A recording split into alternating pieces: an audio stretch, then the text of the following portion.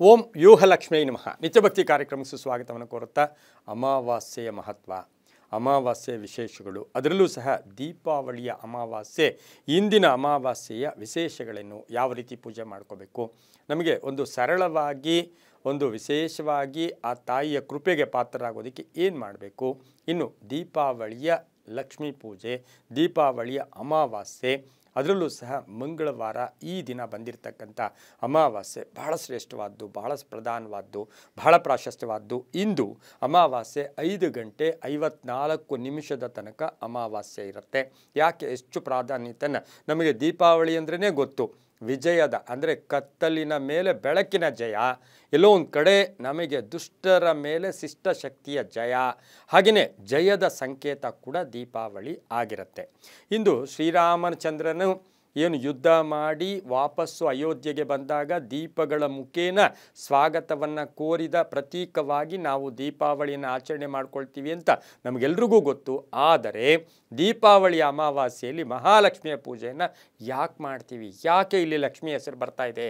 ಅಮಾವಾಸ್ಯೆ ಅಂದರೆ ತಮೋ ಗುಣ ಇರತಕ್ಕಂಥದ್ದು. ಅಮಾವಾಸ್ಯೆಯಲ್ಲಿ ನಾವು ಪ್ರತಿ ಅಮಾವಾಸ್ಯೆಗೂ ಲಕ್ಷ್ಮೀ ಪೂಜೆಯನ್ನು ಮಾಡ್ಕೋಬೋದು. ಆದರೆ ಈ ಅಮಾವಾಸ್ಯೆಗೆ ಯಾಕೆ ಅಷ್ಟು ಪ್ರಾಧಾನ್ಯತೆ ಕೊಡ್ತೀವಿ? ಇನ್ನು ದೀಪಾವಳಿ 5 ದಿನ ನಡೀತಕ್ಕಂಥ ಒಂದು ಪರ್ವಕಾಲ, ಹಬ್ಬ ಕೂಡ ಆಗಿರುತ್ತೆ. ಅದರ ಜೊತೆಗೆ ಕೇದಾರೇಶ್ವರ ವ್ರತವನ್ನು ಆಚರಣೆ ಮಾಡ್ಕೊಳ್ತೀವಿ. ಅದರಲ್ಲೂ ಕೂಡ ಆ ತಾಯಿ ಅಲ್ಲೂ ಬರ್ತಕ್ಕಂಥ ಪುಣ್ಯವತಿ, ಭಾಗ್ಯವತಿ ಅಂತಕ್ಕಂಥ ಅಕ್ಕ ತಂಗಿಯರ ಒಂದು ಕಥೆಯ ಮುಖೇನ ಅಲ್ಲಿ ಎಲ್ಲೋ ಒಂದು ಕಡೆ ಧರ್ಮಕ್ಕೆ, ಭಕ್ತಿಗೆ, ಶ್ರದ್ಧೆಗೆ ಜಯ ಅಂತಕ್ಕಂಥದ್ದು ಆ ಕತೆ ಕೂಡ ನಿರೂಪಿಸುತ್ತೆ. ಆದರೆ ಇಂದು ಲಕ್ಷ್ಮಿಯ ಪೂಜೆಯನ್ನು ಯಾಕೆ ಮಾಡ್ತೀವಿ ಅಂತ ಹೇಳಿದ್ರೆ, ಮಹಾಲಕ್ಷ್ಮಿಯನ್ನು ವಿಷ್ಣು ಭಗವಾನರು ಸಾಕ್ಷಾತ್ ಶ್ರೀಮನ್ನಾರಾಯಣನು ಕರೆದುಕೊಂಡು ಭೂಮಿಗೆ ಕರ್ಕೊಂಡು ಬಂದಂಥ ಸಂದರ್ಭದಲ್ಲಿ ರಾತ್ರಿಯಾಗಿತ್ತು. ದೀಪಗಳ ಮುಖೇನ ಆ ತಾಯಿಯನ್ನು ನಾವು ಸ್ವಾಗತವನ್ನು ಮಾಡಿದ್ವಿ ಅಂತಕ್ಕಂಥ ಪೂರಕವಾದ ಇನ್ನೊಂದು ಕಥೆಯನ್ನು ಕೂಡ ನಾವು ಕೇಳ್ಬೋದಾಗಿದೆ. ಅದರ ಜೊತೆಗೆ ಈ ಒಂದು ಆ ತಾಯಿ ಉದ್ಭವ ಆದಂತಹ ಸಮುದ್ರ ಮಥನ ಕಾಲದಲ್ಲಿ ಮಹಾಲಕ್ಷ್ಮಿ ಬಂದಂತಹ ಸಂದರ್ಭದಲ್ಲಿ ಸುತ್ತಲೂ ರಾಕ್ಷಸರಿರ್ತಾರೆ. ಆ ರಾಕ್ಷಸರ ಮಧ್ಯೆಯಿಂದ ಭೂಮಿಗೆ ಕರ್ಕೊಂಡು ಬಂದಿದ್ದು ಸಾಕ್ಷಾತ್ ವಿಷ್ಣು ಭಗವಾನರು. ಆ ಸಮಯದಲ್ಲಿ ದೀಪಗಳನ್ನು ಹಚ್ಚಿ ಆಕೆಯನ್ನು ನಾವು ಬರಮಾಡ್ಕೊಂಡ್ವಿ. ಅದೇ ರೀತಿ ನೋಡೋಕೆ ಹೋದಾಗ ಇದು ಕೇವಲ ಬೆಳಕಿನ ಹಬ್ಬ ಅಲ್ಲ, ಜಯದ ಹಬ್ಬ ಕೂಡ ಆಗಿರುತ್ತೆ. ಹಾಗಾಗಿ ಈ ದೀಪಗಳಿಗೆ ಹೆಚ್ಚು ಪ್ರಾಶಸ್ತ್ಯ ಕೊಡ್ತೀವಿ. ಹಾಗಾಗಿನೇ ನಾವು ಶುಭಂ ಕರೋತಿ ಕಲ್ಯಾಣಂ ಆರೋಗ್ಯಂ ಧನ ಸಂಪದಂ ಶತ್ರುಬುದ್ಧಿ ವಿನಾಶನಾಯ ಜೀಪರ್ಜ್ಯೋತಿ ನಮೋಸ್ತುತೆ.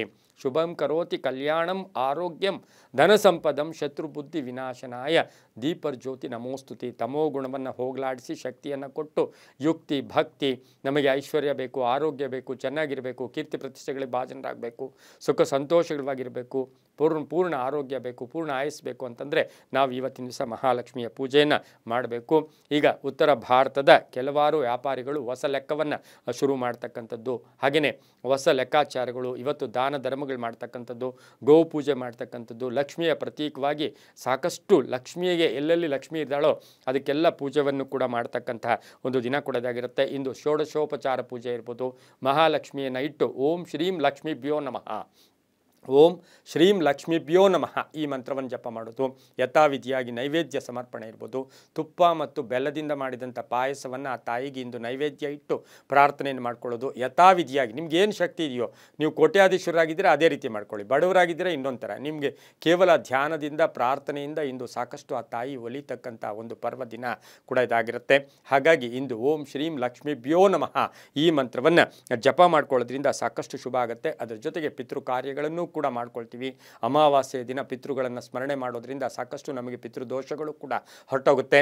ಹಾಗಾಗಿ ಮಹಾಲಕ್ಷ್ಮಿಯ ಪೂಜೆಯನ್ನು, ಲಕ್ಷ್ಮಿಯನ್ನು ಮೂರ್ತಿ ರೂಪ ಇರ್ಬೋದು, ಫೋಟೋ ರೂಪ ಇರ್ಬೋದು, ಹರಿಶಿನಿದಿಂದ ಮಾಡಿದಂಥ ಲಕ್ಷ್ಮಿ ಇರ್ಬೋದು, ಆ ತಾಯಿಗೆ ನಾನಾ ವಿಧ ಪುಷ್ಪಗಳನ್ನು ಅರ್ಪಣೆ ಮಾಡೋ ಮುಖಾಂತರ ಪೂರ್ವಾಭಿಮುಖವಾಗಿ ಕುಳಿತು ಓಂ ಶ್ರೀಂ ಲಕ್ಷ್ಮೀಭ್ಯೋ ನಮಃ ಹೇಳ್ಕೊಳ್ಳೋ ಜೊತೆಗೆ ಜೋಡಿ ದೀಪಗಳಲ್ಲಿ ಚೂರು ಕುಂಕುಮವನ್ನು ಹಾಕಿ, ಒಂದು ಸ್ವಲ್ಪ ಕುಂಕುಮ ಹಾಕಿ ದೀಪ ಹಚ್ಚಿ ಪ್ರಾರ್ಥನೆ ಮಾಡಿಕೊಂಡ್ರೆ ಸಾಕಷ್ಟು ಶುಭ ಆಗುತ್ತೆ. ದೀಪಂ ಜ್ಯೋತಿ ಪರಬ್ರಹ್ಮ ದೀಪಂ ಜ್ಯೋತಿ ಜನಾರ್ದನ ದೀಪೋ ಹರತು ಮೇ ಪಾಪಾನಿ ಸಂಧ್ಯಾದೀಪ ನಮೋಸ್ತುತೆ ಅಂತ ಹೇಳ್ತಾ ಸಮಸ್ತ ವೀಕ್ಷಕ ಬಂಧುಗಳೆಲ್ಲರಿಗೂ ಶುಭವಾಗಲಿ ಅಂತ ಹೇಳ್ತಾ ಸರ್ವೇ ಜನ ಸುಖಿನೋ ಭವಂತು, ಸಮಸ್ತ ಸನ್ಮಂಗಳಾನಿ ಭವಂತು.